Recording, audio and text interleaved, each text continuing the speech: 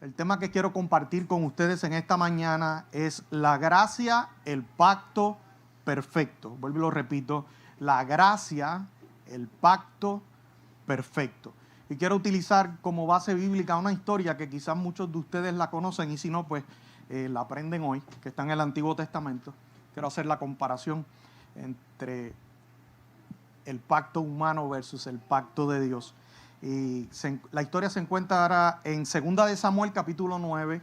Voy a leer el verso 1 y luego voy a estar trayendo algunos versos de esta historia. Dice la palabra del Señor de la manera siguiente, si se puede poner en pie. Por respeto a la palabra, leemos, oramos y entramos al mensaje. Dice así en el nombre del Padre, del Hijo y del Espíritu Santo. Amén. 2 de Samuel capítulo 9, verso 1. Dice, dijo David: ¿ha quedado alguno de la casa de Saúl a quien haga yo misericordia por amor de Jonatán? Vuelvo y lo repito, es una pregunta. Dijo David: ¿ha quedado alguno de la casa de Saúl a quien haga yo misericordia por amor de Jonatán? Padre, yo te doy gracias en esta hermosa mañana porque, Señor, en ti nunca hay casualidades. Padre, y te doy gracias porque en la agenda tuya, Señor, estaba esta mañana, estaban mis hermanos, Señor, que junto a mí hoy compartiremos la palabra, el pan del cielo. Señor, y te doy gracias por los que están conectados en línea y aún los que nos verán después. Declaramos que esta palabra les ministra también a ellos, porque esta palabra para ellos también es. Te doy gracias por esa bendición, Señor, que tenemos en esta generación, de no solamente quedarnos en un lugar, Señor, sino poder esparcir tu palabra a través de la tecnología. Y te doy gracias, Señor, por los que están aquí, por los que reciben el pan caliente sentado a la mesa juntos en esta hermosa mañana. Te doy gracias en el nombre de Cristo. Amén, Señor. Amén. Ahora sí se puede sentar. Quiero comenzar esta mañana con una definición corta. Como le dije, el tema es la gracia, el pacto perfecto.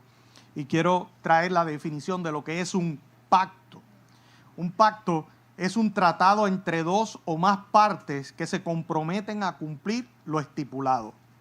Los pactos tienen responsabilidades, las cuales tienen que ser cumplidas por ambas partes.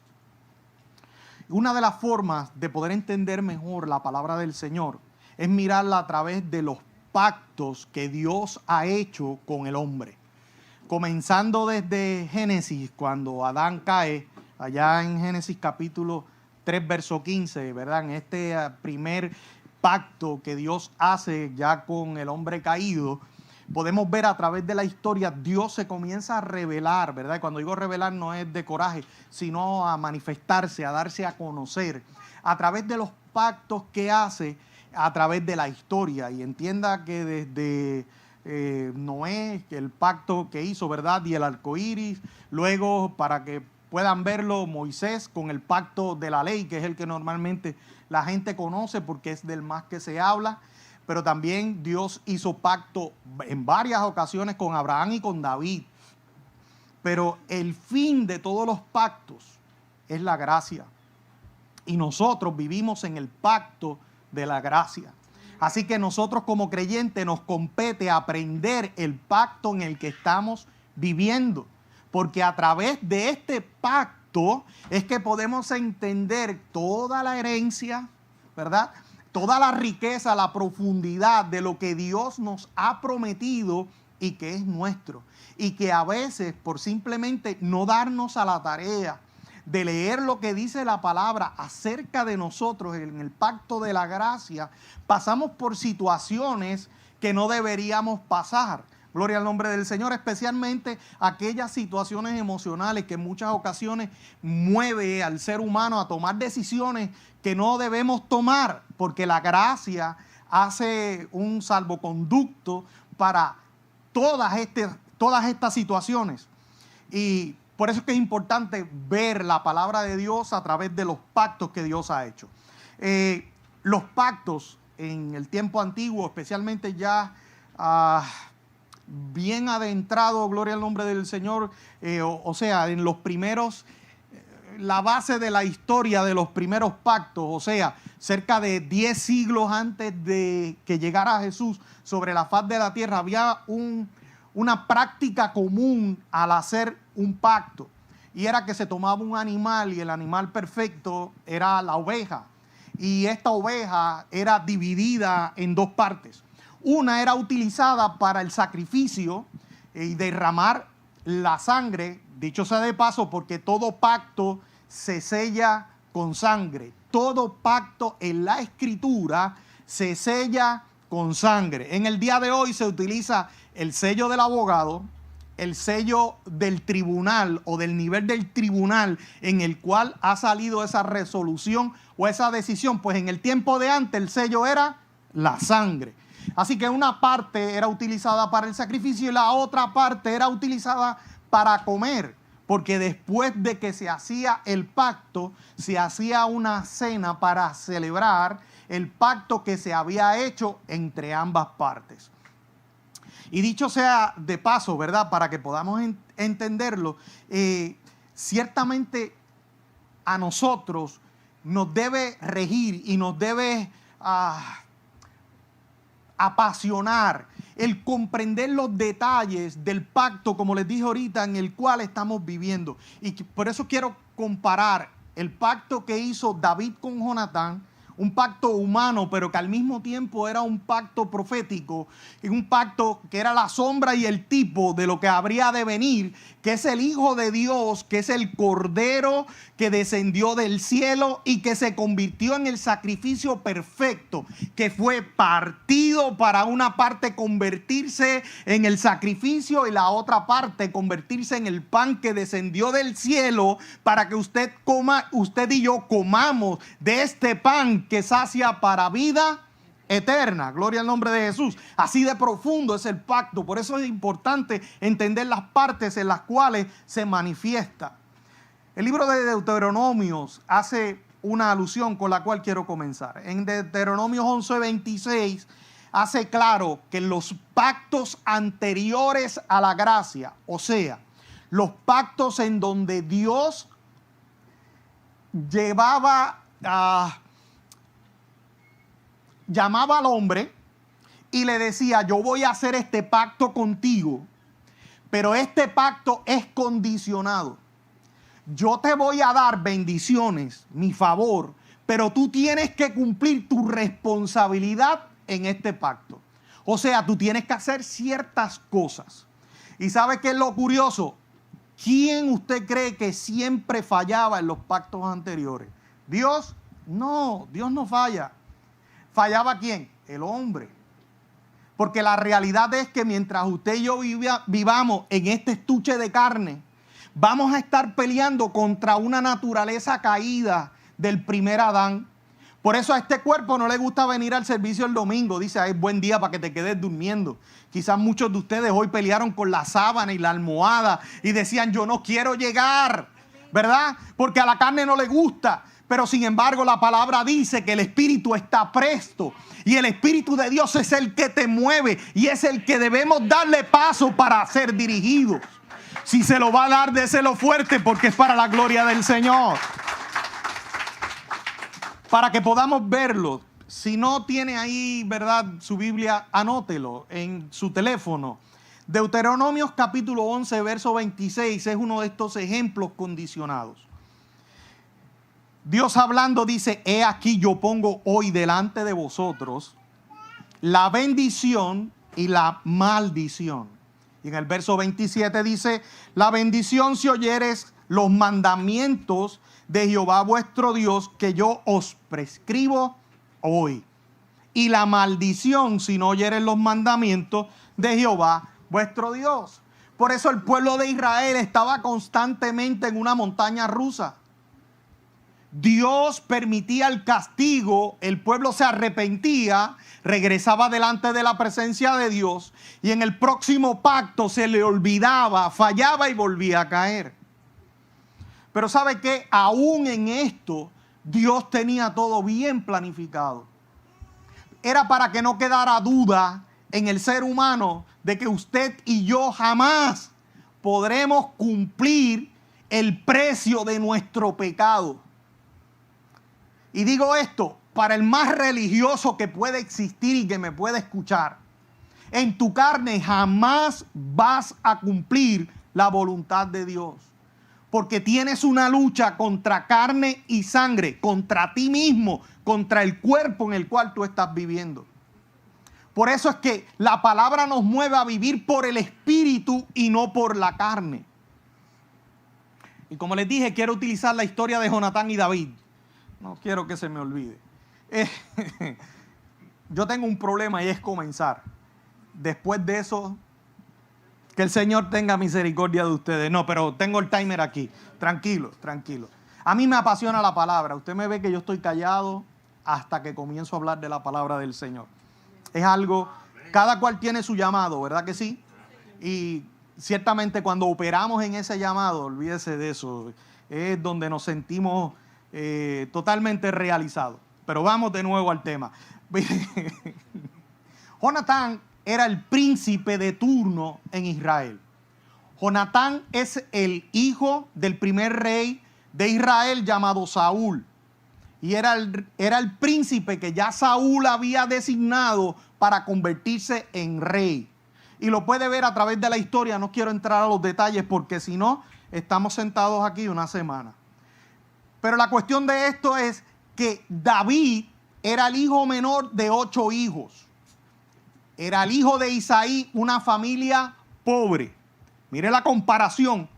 Era el hijo menor de una familia pobre. Los hijos hermosos de Isaí, grandes, fuertes y abusadores, eran los hermanos mayores. David era el joven flaco que estaba metido atrás en las ovejas, que ni el papá se acordaba de él.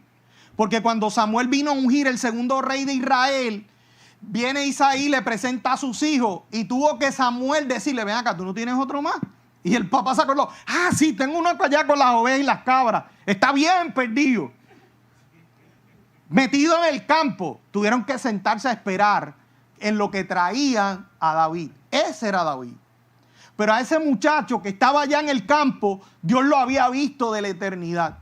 Por eso la palabra dice que David era conforme al corazón de Dios. Y ¿sabe qué? El problema es que Saúl desobedeció la voz de Dios. Y hay un problema bien grande. Yo sé que quizás, al igual que a mí cuando muchacho, te enseñaron que habían 2 voluntades. La permisiva y la voluntad perfecta de Dios. Y te voy a decir algo, te enseñaron mal igual que a mí. Solamente existe una voluntad, la voluntad perfecta de Dios. Saúl intentó de tomar el lugar que no le correspondía, desobedeció la voz de Dios y Dios lo desechó. O sea, según el orden natural, se supone que Saúl heredara el trono a su hijo Jonatán y así sucesivamente fuera descendiendo el trono en el linaje de Saúl. Pero al Dios desechar a Saúl, trajo un nuevo linaje. Ve desde la eternidad, vio a David, manda al profeta, a Samuel, a que lo unja. Y luego que lo unge, David sigue pastoreando, pero llega un momento histórico, y es la famosa historia del gigante de Goliat, que no voy a contar, porque esa usted la sabe, o debió haberla escuchado en algún lado. Cuando David derrota a Goliat, toda la gente que estaba alrededor se dio cuenta, este muchacho no es cualquier cosa. Mientras estaba calladito con las ovejas, lo subestimaron. Era un misil poderoso de Dios.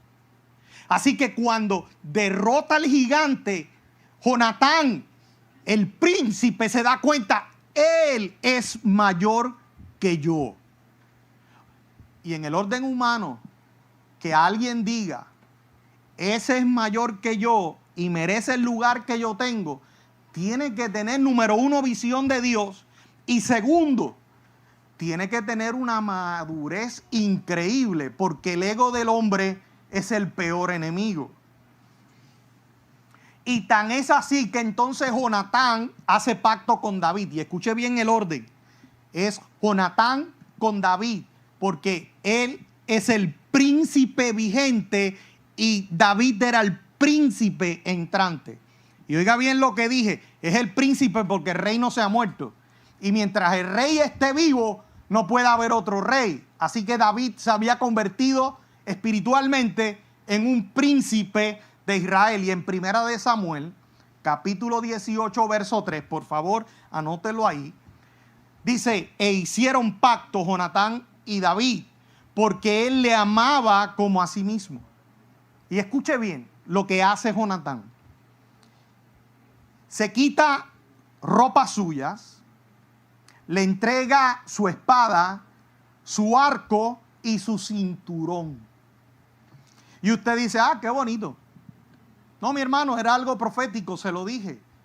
Y es necesario que aprendamos a ver, ¿verdad?, aquellas cosas que son símbolos proféticos, porque significan lo mismo a través de toda la Biblia. ¿Me escuchó?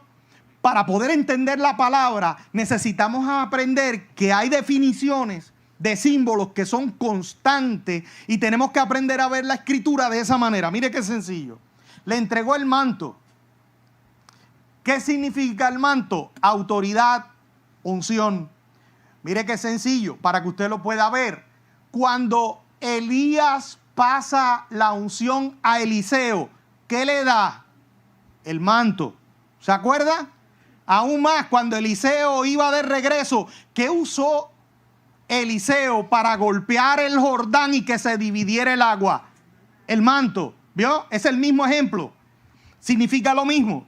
Y ahora no solamente dice que le entrega la autoridad y la unción, sino que dice que le entrega la espada. La espada es poder. Pero más importante, le entrega el arco. Y usted dice, ay, sí, qué bonito el arco. No, el arco era el arma de mayor alcance. ¿Por qué? Porque era lo que se tomaba desde lo más lejano y se lanza la flecha a mayor distancia. Las piedras podían llegar, pero nunca iban a llegar a la distancia del arco. Por favor, y entienda que en aquel tiempo no habían cañones, ni catapulta. Eso era muy nuevo todavía para ellos. Así que Jonatán le estaba diciendo, te entrego la unción y la autoridad. Te entrego el poder del reino y te entrego el destino de Israel. Ah, ahora es diferente, ¿verdad que sí? Para que usted vea qué significa cada cosa. Pero no se queda ahí. Luego de esto, vuelve a encontrarse Jonatán con David porque Saúl lo andaba buscando para matarlo. Usted no sabe cuántas lanzas le tiró Saúl a David para dejarlo clavado a la pared. Y yo sé que suena gráfico. Sí, así mismo era. Totalmente gráfico. Porque Saúl sabía que su tiempo se había acabado. Y aunque no quería reconocerlo, sabía que aquel joven era el próximo rey de Israel. Y mire, para que usted entienda, todo rey quiere preservar su reino. Es una regla, es una ley. Así que todo rey va a cortar todo aquello que venga a intentar de quitarle su autoridad. Y para que tengan una idea, de la misma del siglo X antes de Cristo, si usted se va a la historia de todos los pueblos de alrededor, y si no, el más que información que tiene, Grecia, en su misma historia habían padres, reyes, que mataban a todos sus hijos para que nadie le quitara el poder. ¿Me entiende? Así de celosos eran los reyes. Vivían, el puertorriqueño dice que viven con la perse. O sea, todo el tiempo mirando sobre el hombro con miedo de que alguien le quite su lugar. Pero ¿sabe una cosa? Los hijos de Dios no tenemos que tener miedo que nos quiten nuestro lugar. Porque en nuestro lugar no nos dio carne ni sangre, sino nuestro Padre Celestial que está en el trono de la gracia. Así que en medio de esta persecución se vuelven a encontrar varias veces y vuelven a ratificar el pacto Jonatán y David. Pero quiero cerrar con este para poder continuar. Primera de Samuel 23, 17, se vuelven a encontrar y escuche las palabras proféticas que le dice Jonatán a David. Vuelvo y le digo, tenía que tener una madurez emocional increíble. Le dijo, no temas, pues no te hallará la mano de Saúl mi padre. Cuando decía la mano era para matarlo, para que pueda entenderlo. Y dice, y tú reinarás. Otra expresión del jíbaro del campo, a boca de jarro. O sea, con todo su pulmón declaró a los cuatro vientos, tú eres el próximo rey. Y escuche lo que le dice. Dice, tú reinarás sobre Israel y yo seré el segundo después de ti. Por eso le digo, tiene que tener una gran madurez emocional para decir, tú eres más grande que yo. Y mire cómo cierra el verso. Y dice, y aún Saúl mi padre, así lo sabe. Continúo. David, perseguido por Saúl en múltiples ocasiones, Dios le dio la oportunidad, escuche bien lo que le voy a decir, de poner en la mano de David a Saúl para matarlo. Pero David era un joven maduro y había entendido de que al rey no se le puede matar, porque los súbditos no son llamados a matar al rey. Por eso David decía, Dios me libre de poner mi mano sobre el ungido de Jehová. Y usted va a decir, pero tú no acabas de decir que Dios lo había desechado. Sí, pero el único que puede quitar a un rey es un rey mayor. Y si Dios no lo había quitado es porque el tiempo de Saúl no había acabado. ¿Y sabe por qué no había acabado? Porque para que existieran hombres como David, conforme al corazón de Dios, tenía que haber un Saúl sin vergüenza que lo persiguiera, lo maltratara, para que fuera procesado. Yo no sé, ¿verdad? Si algunos de ustedes son de la vieja guardia. O sea, ¿cómo lo digo? Se criaron en la iglesia tradicional cristiana. Hay una canción que cantaba un dúo bien famoso, se llamaba Rafi y Elías, y decía del sándalo, ¿verdad? El sándalo es un árbol que al usted cortarlo, lo que sale es perfume. Y dicho sea de paso, es una de las maderas más costosas, porque todavía al sol de hoy, los mejores perfumes utilizan madera de sándalo. Búsquelo, un dato histórico. ¿Sí? ¿Vio? Muy bueno. Perfume. Así Dios nos ha creado. ¿Sabe qué? Hay gente que quizás te va a maltratar. Y ¿sabes qué? Va a llegar el momento que en vez de levantar tu mano vas a tener que bendecirlo.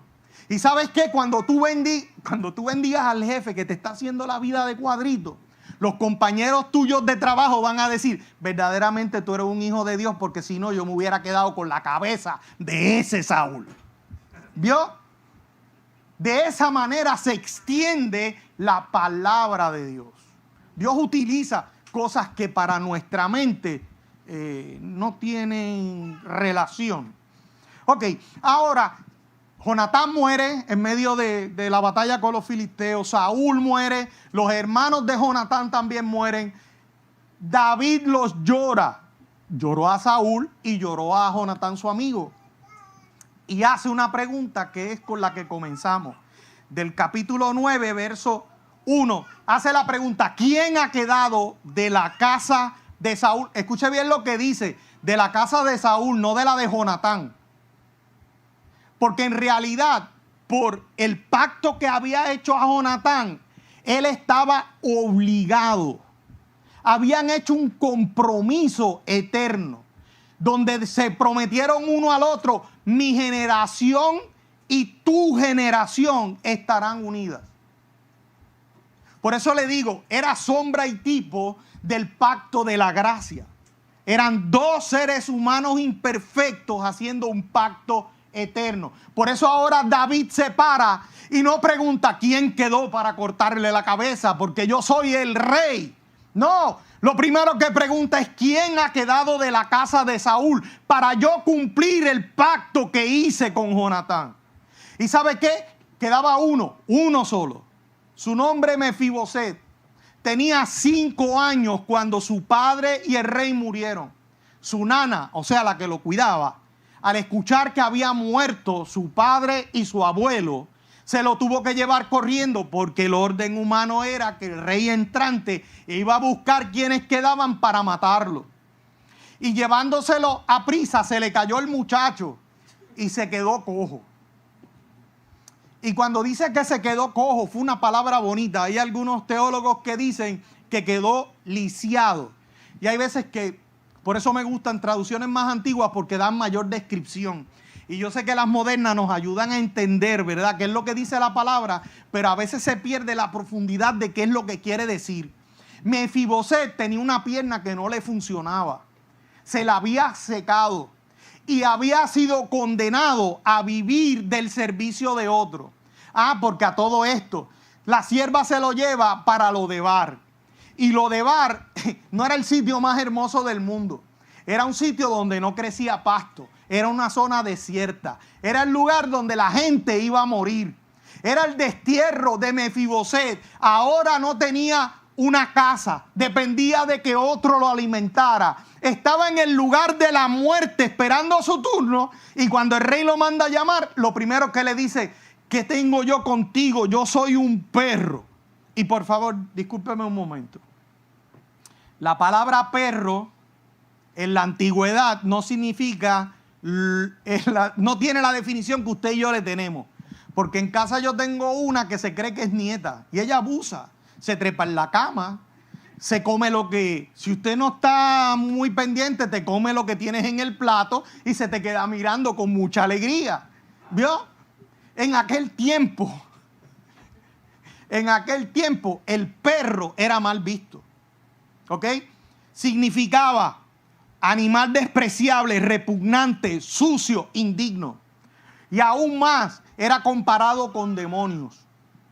A ese nivel era la definición de una palabra, la palabra perro.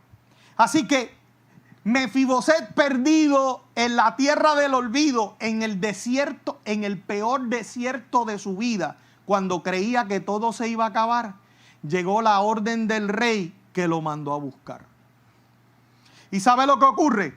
Cuando llega, le devuelve las tierras de Saúl y coge de su siervo y le dice: y ustedes van ahora a labrar las tierras de él para que haya alimento y lo que se gane es de él. Pero a Mefiboset le dijo: tú no te vas, tú te vas a quedar en mi mesa, te vas a sentar conmigo a comer todos los días de tu vida. Y yo quiero que usted entienda algo para que pueda entenderlo. Cuando lo sienta a la mesa, en la mesa del rey no se sentaba nada indigno, imperfecto, porque la mesa del rey representaba su reino. ¿A cuántos de ustedes lo han invitado a comer con el rey entrante de Inglaterra? ¿Qué usted cree? ¿Llegará allí al portón y le dirá a los soldados: mira, el rey me está llamando, voy a sentarme a comer con él? No. En su mesa solamente están los príncipes, los dignatarios, los hombres ¿de qué? De estatus, de altura. Así que Mefiboset, cuando se sienta a la mesa, ¿sabe lo que tuvo que hacer David? Extender el manto. ¿Se acuerda el manto que les dije al principio? Que Jonatán le dio a David, que es el mismo que el significado de Elías y Eliseo, pero aún más, el mismo significado que tenía Jesús con su manto y la mujer del flujo de sangre, que viendo el manto dijo: si yo tocare el borde, seré sana.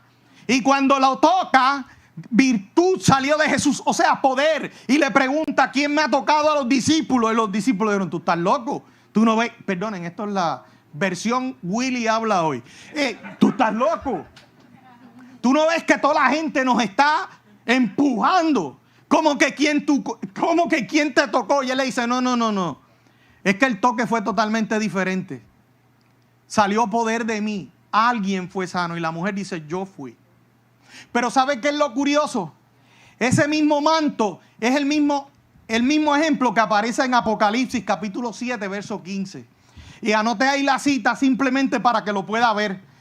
Dice: por esto están delante del trono de Dios y le sirven día y noche en su templo. Y el que está sentado sobre el trono extenderá su tabernáculo sobre ellos. Y usted dice: ¿qué tiene que ver el tabernáculo con el manto? Es que el tabernáculo estaba hecho de tela. ¿Ok?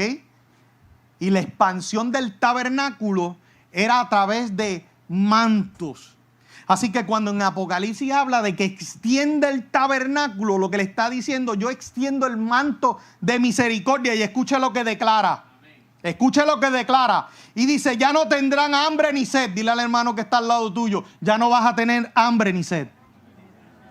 Pero por favor, no piense en McDonald's ni en Chili. Es hora de almuerzo. No piense Cristo. Se me acabó el tiempo. No piense, gloria al nombre del Señor, en lechón asado y ñame. No, mi hermano, de eso no se trata. Es hambre. Ya no vas a tener, tu espíritu no va a tener hambre, porque el poder de Dios se va a manifestar en tu vida. La fuente inagotable va a revivir tu cuerpo seco. Tú que creías que el desierto era el lugar de tu muerte, va a ser el pozo que, aleluya, que brota agua que sacia para siempre. Y aún más le dice, no vas a tener hambre ni sed, y el sol no caerá más sobre ellos, ni calor alguno, porque el Cordero que está en medio del trono los pastoreará. ¿Se acuerda el Cordero que le dije que era para el pacto? Que tenía que ser sacrificado y era partido. ¿Se acuerdan de ese sacrificio? Y se acuerda que le dije que Jesús es el Cordero perfecto, que cumplió el sacrificio y también cumplió con la comida. Mire qué sencillo. Usted se acuerda cada vez que vamos a tomar la Santa Cena. ¿Se acuerda? Y le dice, esta es la señal de mi nuevo pacto. ¿Y qué le da a comer? Pan. ¿Y qué es lo que le dice? Este es mi cuerpo que por vosotros es gracia. ¿Cómo? Pues es parte del pacto. Vio que los símbolos se cumplen a través de la palabra. Yo sé que quizás muchos de ustedes no han escuchado esto. Y yo quisiera poder hablarle más, pero el tiempo se me acabó. Voy a la conclusión. Perdóneme, porque hoy quiero hacer algo con ustedes. Gloria al nombre de Jesús. Gracias, mi amor. El pacto de la gracia. El pacto de la gracia, en realidad tú y yo no teníamos con qué pagar. Tú y yo éramos los Mefiboset, cojos, con hambre, desterrados. Es más, ¿cuántos de los que están aquí quizás están diciendo en esta mañana, estoy pasando el peor desierto de mi vida? Y quizás hay algunos de ustedes y aún de los que me están mirando, que en esta mañana están diciendo, tengo ganas de morirme, ya me cansé. Pero por eso quiero traerte esta palabra en esta mañana. El desierto no es para matarte, porque tu destino no es la muerte, tu destino es sentarte a la mesa del rey. Si se lo vas a dar, dáselo fuerte, porque es para la gloria del Señor. Quizás esta mañana tú te miraste frente al espejo y te encontraste tantos defectos. Miraste en la cuenta de tu banco y viste que no te da para terminar la semana. ¿Sabes qué? Tienes que aprender a mirar con los ojos correctos.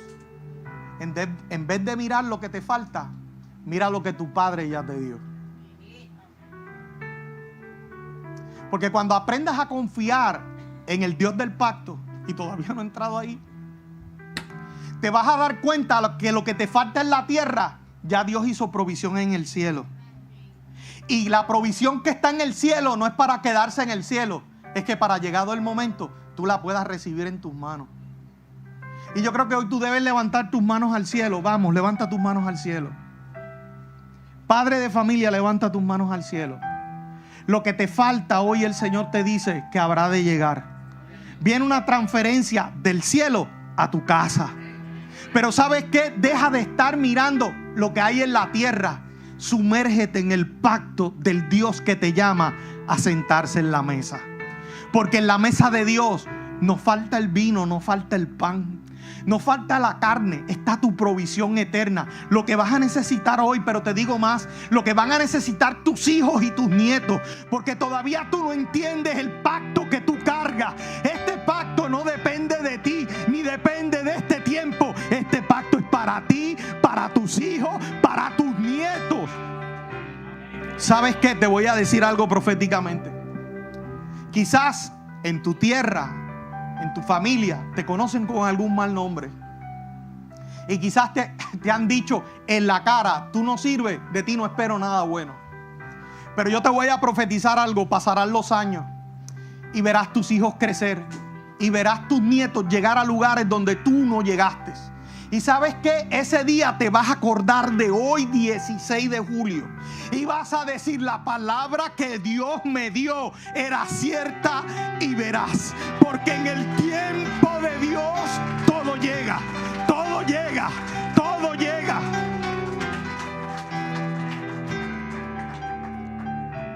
Permítame una última cosa. Una sola. Libro de Hebreos capítulo 6. Sigo con el orden. Verso 16 en adelante. Escríbalo ahí. Hablando del pacto, para que podamos entender el pacto de la gracia. Dice: ahora bien, cuando las personas... esto es versión, nueva traducción viviente, para que lo pueda entender. Yo sé que Dios me va a dar el momento para poder explicárselo, pero con la otra traducción, y puedan ver el simbolismo que hay encerrado. Dice: ahora bien, cuando las personas hacen un juramento, o sea, un pacto, invocan a alguien superior a ellas para obligarse a cumplirlo. Y no cabe ninguna duda de que este juramento conlleva una obligación.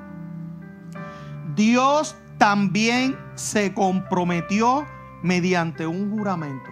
Repita conmigo: Dios se comprometió conmigo.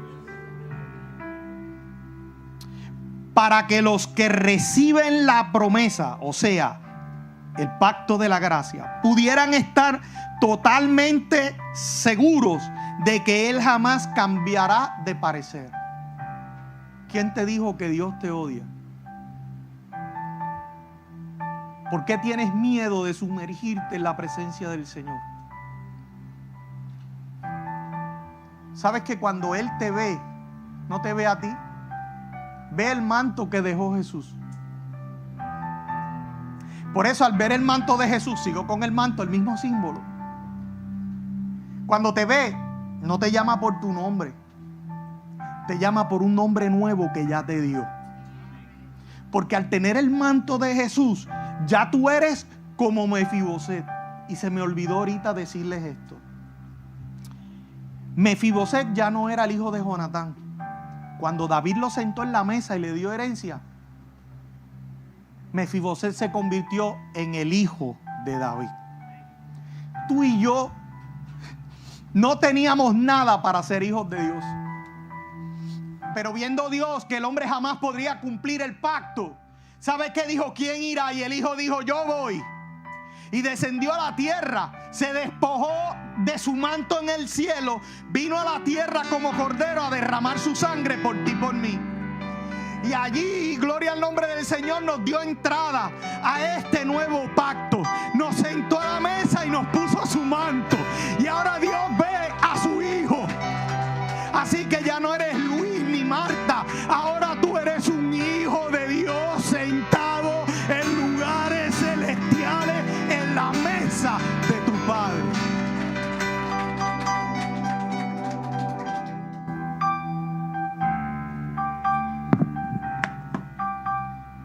Póngase de pie un momento esta mañana.